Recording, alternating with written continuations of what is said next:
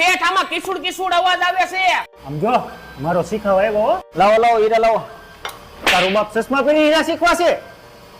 આલે આ લોટ શેઠ ને દે હાલ. આલ્યો મારા ગુરુએ લોટ આપ્યો અને એક આપો પાછો. વેલો આવતો જા, વેલો આવતો જા. હા લોટ તો આપો. આલ્યો લોટ લાવો હીરો. પેલા માવો લેતો આઈ જા.